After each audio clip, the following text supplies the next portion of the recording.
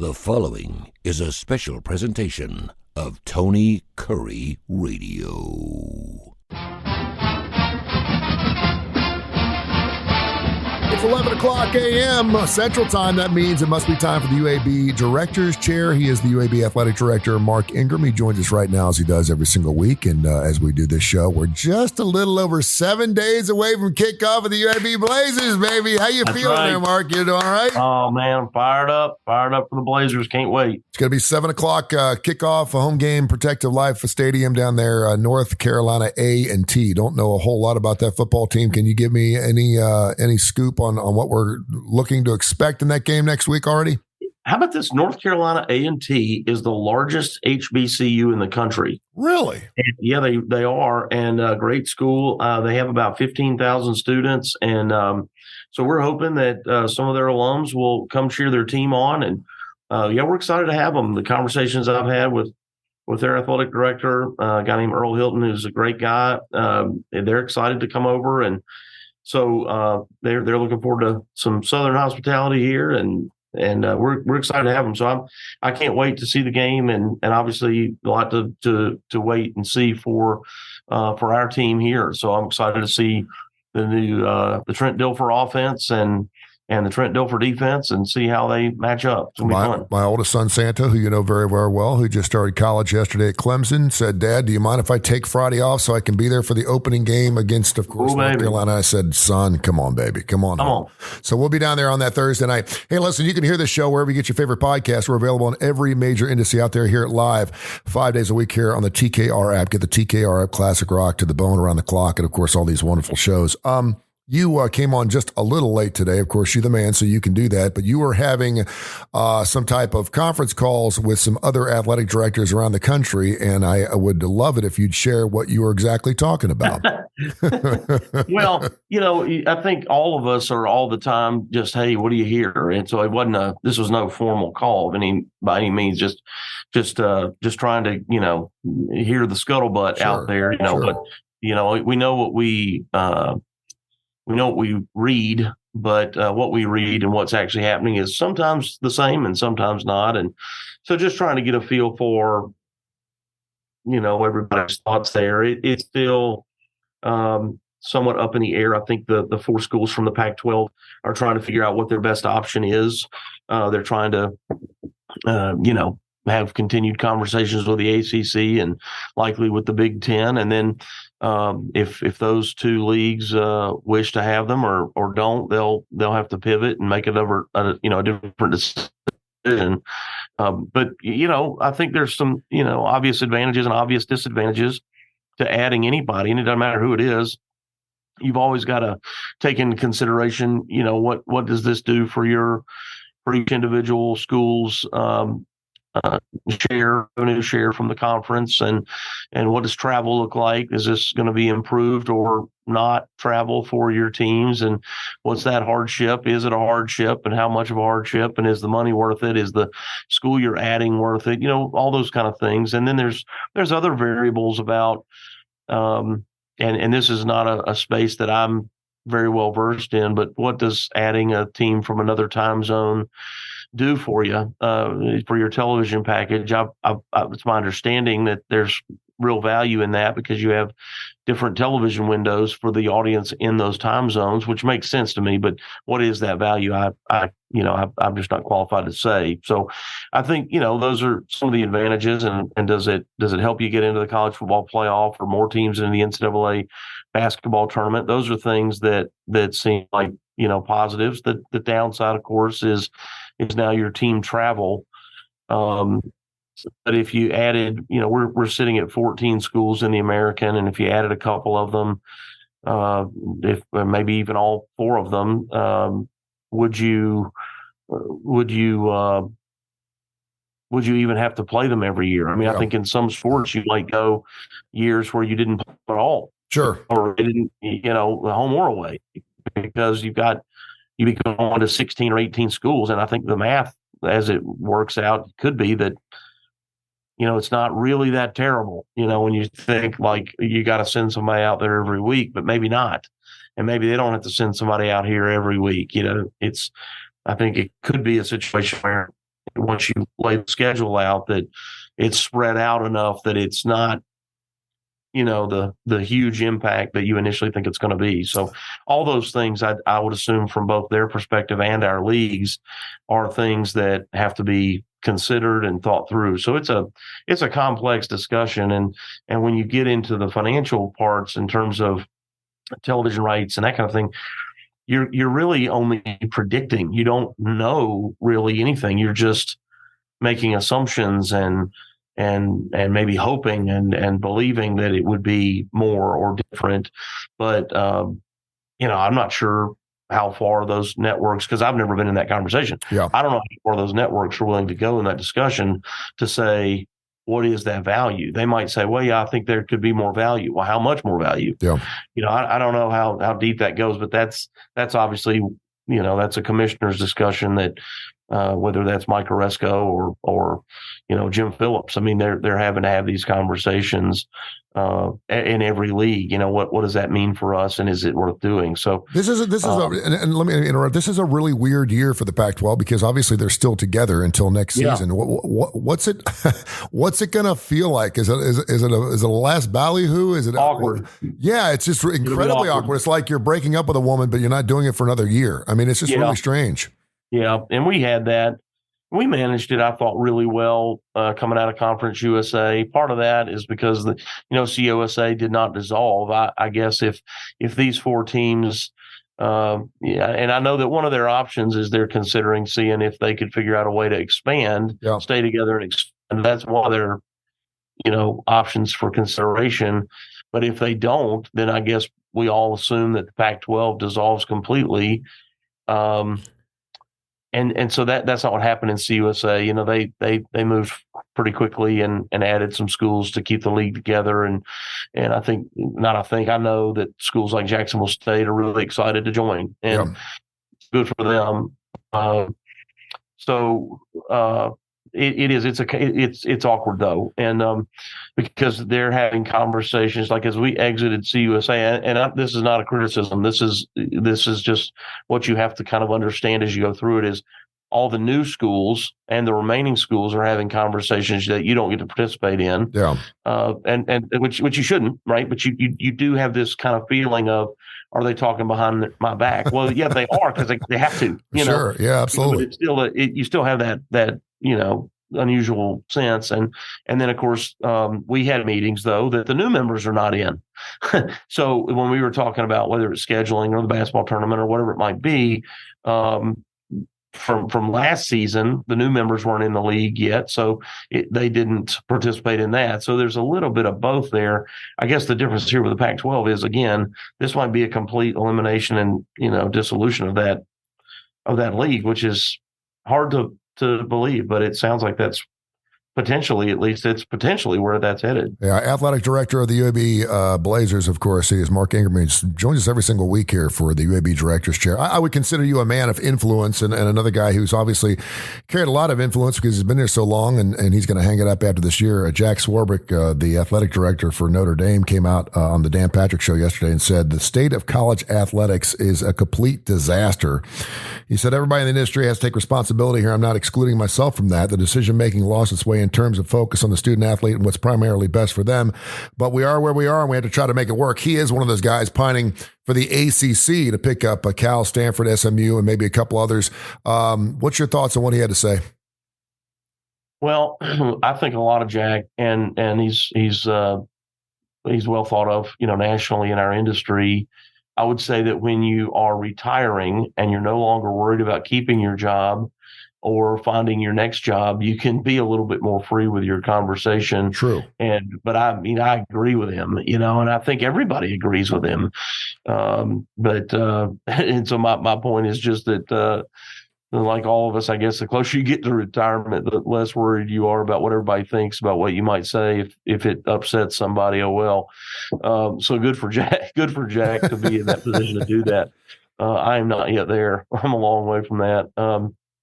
But I think everybody would say that. I mean, the people at the top of the mountain would say that. And Jack's at Notre Dame. I mean, and they may not be at the absolute top, but they're close. They can see it. And they, the other ADs and football coaches. I mean, I've had football coaches and their agents tell me back when we were doing our football search last year, agents say regarding like name, image, and likeness and these collectives say, my clients who are at the schools that have the most money hate it. Yeah. I've had conversations with friends of mine that are high-level recruiters in the Southeastern Conference that I've worked with before who just say it's this auction. You just go to a kid's house and we want you to play for us, and here's how much money we'll give you. And they say thank you, and then the next school gives them 5 or 10,000 more, and the school after that 5 or 10,000 more. And I mean, some of these schools, Tony, are starting to pay kids, and I don't mean small money. Yeah. I've heard numbers like $10,000. They're paying them to take a visit. Mm-hmm. We'll pay you to come take an official visit. Are you kidding? Yeah. We have lost our way, and that's what Jack said. This is a wonderful opportunity for that young man or young woman and their family, and now we're paying them. Yeah. Because look, they're in high school. Yeah. They're not great. Yeah. They might be great in high school. That doesn't mean they're going to be great in college. There's zero assurance of that. Yeah. We're paying them to take a visit. We're going to pay them so that we can pay for their visit. We're paying you to take a visit in which we also pay for. No, it's absolutely ridiculous. Let me ask you a question, and this has been floated out there for about 3 or 4 years now. Would you like to see a head commissioner of college football in college? Well, what I wish is that, and this is zero chance of this anymore. I wish that, if you could go back in time and the NCAA had the football television rights, and then those rights were evenly distributed amongst everybody the way it is in the NFL, well, then you'd have an equal share amongst every FBS member. And let's say they also did the FCS rights, and then they would have, every FCS member would get an equal share to what they all get. Well, if that were the case, you wouldn't have all these teams, going to different conferences, because the opportunity to generate more funds from one school to the next is your on-campus experience. Because now the way to get more money is through your television package, through your conference. That wasn't the case 30 years ago before these TV deals got so big. It was how many tickets can I sell, and how much popcorn can I sell, and how many, what donations can I generate for the popularity of our program through, what some people in the pro sports world would call a seat license. That was your ability to differentiate and separate from your competitor. Now your best ability is through a different television deal at a different league. But if everybody got the same amount, well, then Oregon would want to play more regional games, because regional games generates more fan interest. But that's not their best opportunity anymore. So their exposure and their ability to generate more dollars is better in a different league than the one they were in. So now all of a sudden they're gonna go to the Big Ten, and so I guess I don't know if that answers the question per se. If there was a football commissioner, but it is a free for all, every person for themselves, and get what you can get, ride the wave until the wave flattens out, and then try to jump on another wave. Yeah. This is the UAB Director's Chair, 11 o'clock Central, every Monday through Friday. And, of course, wherever you get your favorite podcast, one of our most listened to podcasts here. He is Mark Ingram, the UAB Athletic Director, getting ready for North Carolina A&T down at Protective, a little over 7 days away. If you go to UABsports.com, you can see the countdown clock. I have it shown right now. It's like 7 hours and something or other, and on top of 7 days. I'm beyond excited, man. I cannot believe the college football. It starts this weekend. And, of course, that Thursday night game right there with UAB and North Carolina A&T. Go to UABsports.com to get your tickets. We do have a classic rock question I'll throw your way by the end of the show. We always like to throw some classic rock, and I think you're going to love this question. A lot of people say that student athletes right now have more of a voice than they've ever had, but evidently Jim Cavalli didn't think so. He has teamed up, of course, with a former NFL pro, Brandon Copeland, to create athletes.org, a free membership organization open to all college athletes. Athletes.org, abbreviated as AO, is structured in a similar way to players' associations. Members are able to join chapters within the organization based on the sport and conference in which they participate, and it just gives them a voice. Do you like it? I don't dislike it. I guess I don't know enough about it. I read that article, I believe it was yesterday, and saw that. Jim lives in Birmingham. He's a good guy. He's an entrepreneur. He's a smart guy. He's He's done a lot of, he's had a lot of successful businesses. So I have no doubt this will have, great success. Every university has a committee called SAAC, SAAC, which stands for Student Athlete Advisory Committee. And that group, which is representation from every sport that you have, meets monthly. And they talk about whatever the topic of the day might be and anything they might want to raise or any questions they want to ask. And the committee is there, but every student athlete is invited. So it's not an exclusive like executive committee setting. It's hey, every student athlete's invited. We have a committee of people that's agreed to and charged with showing up. And but if we have 2 representatives from every sport, we may have 36 people show up from our 18 sports, but we may end up with another 30 or 50 student athletes show up just for showing up's sake. And we have good discussion and dialogue from time to time when there's a real, kind of pressing item. It is in that meeting where when name, image, and likeness was initially presented, that our student athletes, their response to what it would mean or potentially mean for them, and particularly the Olympic sports, their response was, how do we stop this, from happening? So just to tell you where not everybody thinks it's great.